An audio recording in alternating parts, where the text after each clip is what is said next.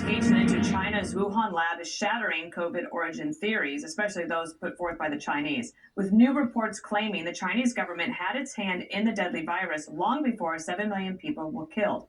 Our next guest revealing on Twitter that, quote, strong new evidence suggests the virus known as SARS-CoV-2 escaped from a Chinese lab, and according to multiple sources, the researchers who led gain-of-function research, which increases infectiousness, were the first to be infected.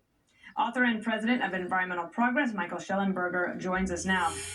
This is big news. It's not getting as much attention as you would imagine because if you think about what COVID did to the world, but you have now been able to get this information from your sources. What did you think when you first heard that they are confirming this suspicion?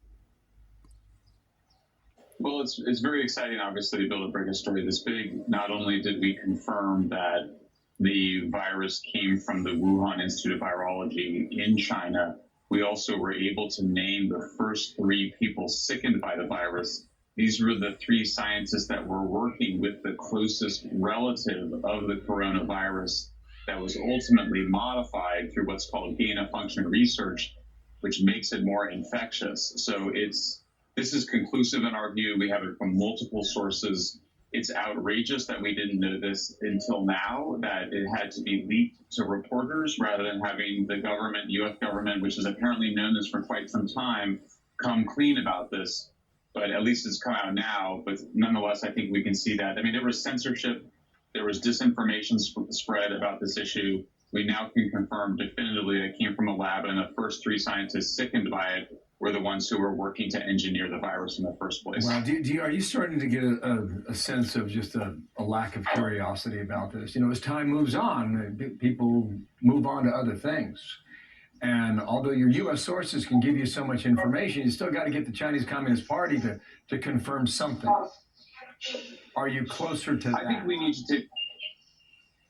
we need to take the responsibility for ourselves. It's important to remember that Anthony Fauci went around President Obama's ban on this research. We banned this research in the United States in 2014. They circumvented that ban by taking this research to China. The people who got sick were doing the research that a U.S. contractor called EcoHealth Alliance had proposed to do for DARPA.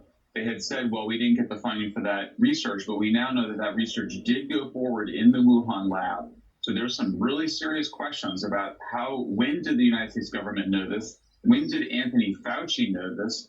When did EcoHealth Alliance know this? It's very hard to believe that these 3 scientists got sick and that senior members of the American medical establishment did not know that.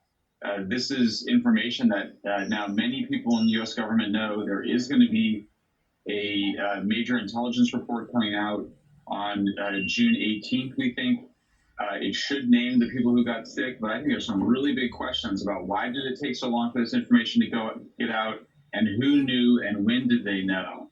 Because if we had known earlier, there was a lot of things we could have done differently. Let's show everybody the timeline here. Of course, 2003, this is the lab searching for the virus that sparked SARS.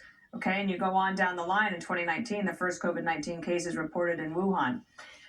Antony Blinken apparently is going to be making his way to Beijing. And so far, the Biden administration has sort of been hands-off in asking China about COVID. Would you think that will change now? It has to change. I mean, the evidence that we're citing, we felt very confident about. One of our sources, we pressed this person, and they said 100% certainty. So this is definitive. We know who got sick. We know that they were the ones working with this virus.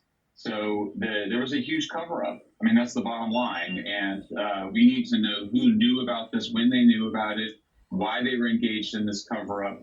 We still don't know the truth of this, and we need to get to the bottom of it. That's remarkable stuff. Michael, please continue your work and share it with us and our audience when you can. Think about the lives and the money and the mental health and how everything changed because of this pandemic.